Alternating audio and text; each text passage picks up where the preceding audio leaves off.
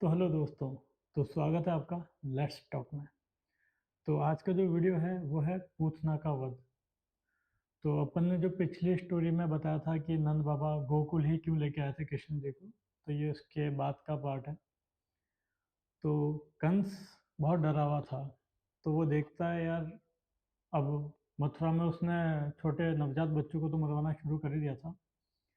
पर उसको अभी भी लग रहा था कि कृष्ण जी कहीं ना कहीं जो आठवीं संतान है देवकी जी की, वो कहीं ना कहीं जीवित है अभी भी। तो यमुना नदी के आसपास के जितने भी गांव थे, वो वहाँ अपने जासूसों को भेजता है और जितने भी उसके राक्षस थे उनको भेजता है, पता करवाता है कि किस किस घर में नवजात बच्चों ने जन्म लिया है। फिर वो पूतना को बुलवाता है। तो पूतना आती है और वो पूतना को बोलता है कि ऐसे ऐसे एक बालक है और विष्णु जी का ये अवतार है और तुमको इसका वध करना है, इसको मारना है बालक को। तो पूतना जितने भी आसपास के गांव थे, जैसे गोकुल हो गया, वृंदावन हो गया, नंदगांव हो गया, जहाँ से नंद बाबा थे, तो वहाँ जाती है और एक सुंदर स्त्री का रूप लेके जाती है कि किसी को शक नहीं हो। और नवजात बच्चों को अपने शरीर पे जहर लगा के वो दूध पिलाती है और ऐसे ऐसे करके बच्चों को मारना शुरू कर देती है।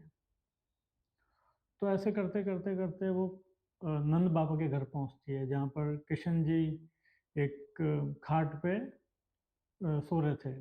और वो ऐसे समय पे जाती है जब घर में सब बिजी हों या कोई घर में हो नहीं। तो उस टाइम पे यशोदा माँ और रोहिणी माँ वहाँ नहीं थे। तो रोहिणी माँ कौन थे, ये मैं आपको आगे किसी स्टोरी में बताऊंगा। ये बलराम के माता थे और वासुदेव जी के वाइफ थे ये। तो वासुदेव जी उनको वहाँ भिजवा देते हैं गोकुल में। तो ये स्टोरी अपन बाद में बताएंगे, आप कमेंट में बताना मुझे, तो मैं ये स्टोरी भी कवर करूँगा। तो उस टाइम पे दोनों माएँ वहाँ नहीं थी। तो पूतना देखती है ये सही समय है और इस घर में अपन घुस जाते हैं। तो पूतना जब कृष्ण जी को गोद में लेती है दूध पिलाने के लिए, तो वो समझ जाती है कि ये बालक कोई आम बालक नहीं है, ये एक दिव्य शक्ति है।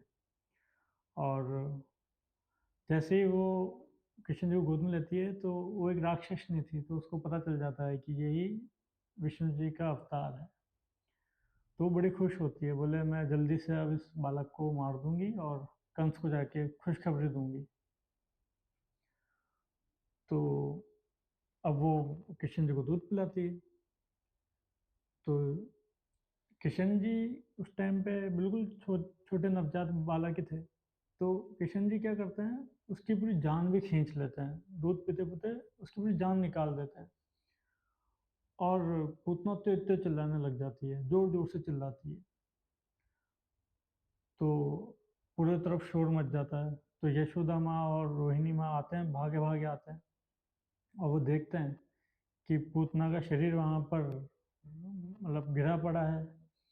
और वो एक राक्षसनी के रूप में आ जाती है उस टाइम पे, जब वो मर जाती है तो सब देख के डर जाते हैं। तो यशोदा माँ जल्दी से कृष्ण जी को गोद में उठा लेते हैं और उसके बाद वो एक तरीके से आप कह सकते हैं कि शुद्धिकरण करना शुरू कर देते हैं। कृष्ण जी को गौमूत्र के पानी से नहलाते हैं और बड़े बड़े ऋषि मुनि आते हैं। घर में मंत्र जाप हवन ये सब शुरू हो जाते हैं। पर इसमें एक सबसे अच्छी बात यह है, पूतना जो थी उसको भी मोक्ष की प्राप्ति हुई थी, क्योंकि उसने एक माँ की ममता से ही दूध पिलाया था। और कृष्ण जी तो खुद विष्णु जी के आठ अवतार थे, तो इस कारण से पूतना को भी मोक्ष की प्राप्ति हुई थी। तो दोस्तों अपन इस वीडियो को यहीं ख़त्म करते हैं। तो आगे वाले पार्ट्स में अपन और भी ऐसे कृष्ण लीला बताएंगे। और वीडियो को आप लोग लाइक कर देना, शेयर कर देना और चैनल को सब्सक्राइब कर देना। तो मिलते हैं आपसे अगले वीडियो में।